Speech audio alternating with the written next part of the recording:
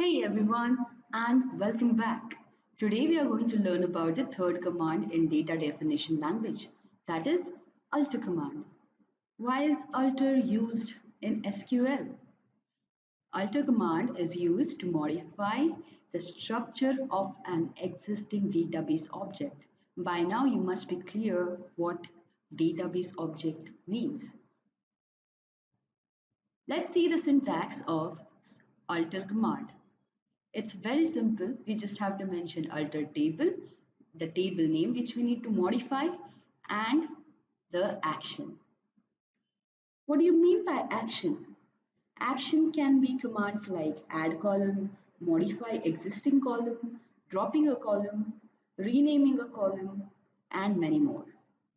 So let's see what are the good practices here. We just need to check the structure before and after running the alter query. Okay, let's move on to examples.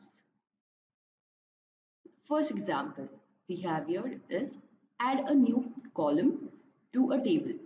So the command would look like alter table, table 1, and we need to mention the action. Here we are going to add a new column. That's why we are using add, and we are going to provide column name and the data type of the column. Next we have is modify. Modify the data type of an existing column. So we are going to change the data type of the column here. Hence we are using the modify action. Now let's see what the final query is.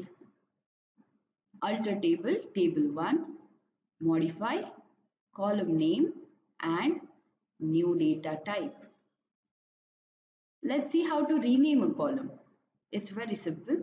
It's just like alter table, table 1, rename column.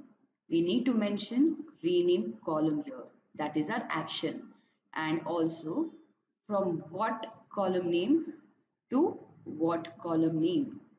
We need to mention that. So we need to mention the old column name and the new column name. Let's see how drop action works. We need to drop a column here. So it will go like alter table, table 1, drop column. We need to mention, we need to drop a column and the column name. Now I want to add a constraint here. That is the primary key constraint. So I will say alter table, table 1, add and the constraint name and which column that constraints needs to be added. I need to add a foreign key constraint here. So it will be like alter table, table 1, add constraint, foreign key, and the name that is here, foreign key, is fk name. Which type of constraint it is? Foreign key. And to which column we are going to add that foreign key? We are going to mention the column name here in the parenthesis. We need to mention references and the referenced table and also the referenced column which the foreign key is referencing to. I want to rename a table now. So my command will look like alter table, old table name, then the action here is rename to and the new table name. I hope these examples will clear your understandings on the alter command. Let's see a few queries on alter command. First of all, we will create a database. Let me run this command. You can see in the output panel, we have created a database. Let me just refresh the schema section. I can see alter test database has been created. Now I'll specifically tell MySQL that I want to use alter table, alter test database. Okay, now we are inside our alter test database. Let's create a table here. I'll name my table as employees, wherein I have columns such as employee ID, being primary key, employee name, and department. Okay, I'll just refresh. I can see the tables here. Yes, the employees table has been created. Now the question here is add a new column salary of type decimal with precision 10 and scale 2 to the employees table. So we have already seen the add column here, add new column. So let's use this similar command in order to solve our query. We will just type alter table and then the table name, where is what the table name here is employees, and we will just say add the name of the column is salary, and we are going to mention the data type of salary column, that is decimal with the precision of 10 and scale of 2. Is it the end of the query? No, we need to specifically tell that the query has been terminated by using semicolon. Let's try to execute this command. Okay, as you can see, alter table has been executed. Now I need to check whether the salary column has been added to the table or not. So I will just use describe command. Describe table name. Let's see here. You can see the salary column with decimal data type has been added. Let's move on to the second question we have here.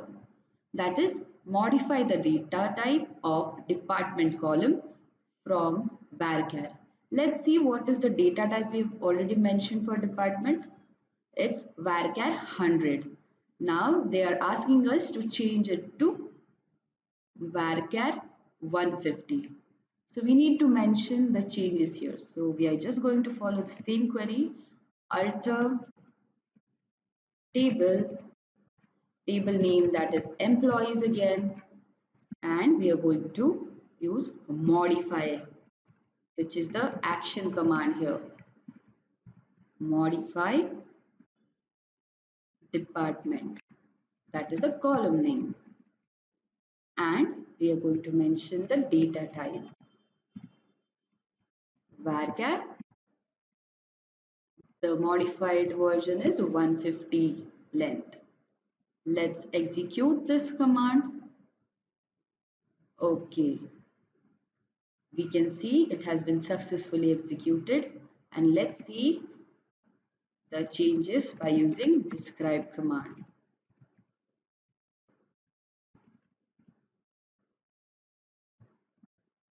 You can see the department column now has varchar 150 length. Now the third question we have here is renaming the employee name column to full name. So let's do the alter command query here again. Alter table employees, and we need to rename a column. So we are going to mention our action as rename column, and what are we going to change from? Employee name,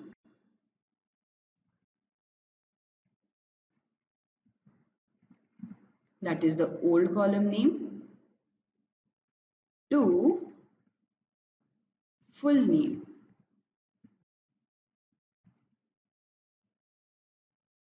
and terminating the query. Let's execute. You can see we have executed it successfully, and let's again try to describe and check whether the changes have been implemented or not. You can see the full name column here. Okay. Now let's move on to the next question. I've already solved it. I want to drop the department column here. So what are we going to use? Drop column. Since it's very simple command, let's execute it. We have dropped the column department. Let's check the structure and whether we can see the department column here anymore. We cannot. So it has been dropped successfully. Let's go on to the next question, that is constraint. Adding a constraint that the salary column cannot be null. So how am I going to do that? We need to do alter table employees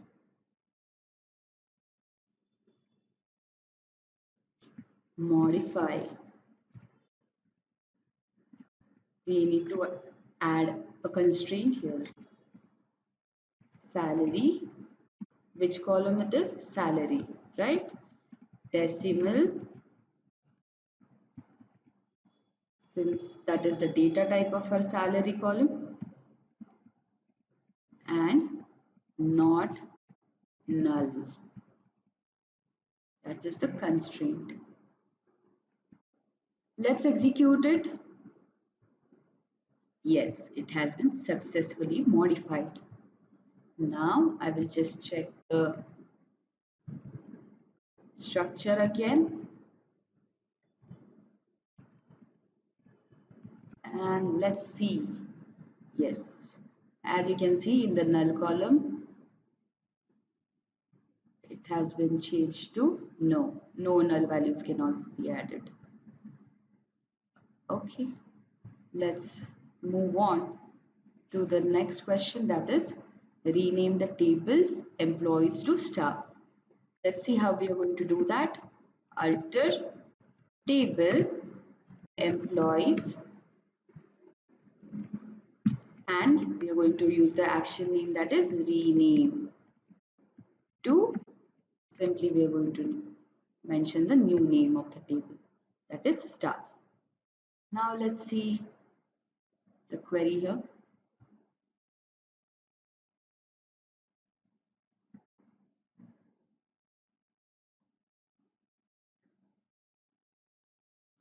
Okay, we have already executed it here. So that's the reason I'm getting an error. We cannot alter the employees table since I executed it twice. So let's see our new table. We are going to use the show tables command here. And we're just going to use Control Enter. You can see test, the alter test database has staff table inside it, but it is showing me employees here. So should I refresh it and let's check? Okay, it has been changed to staff.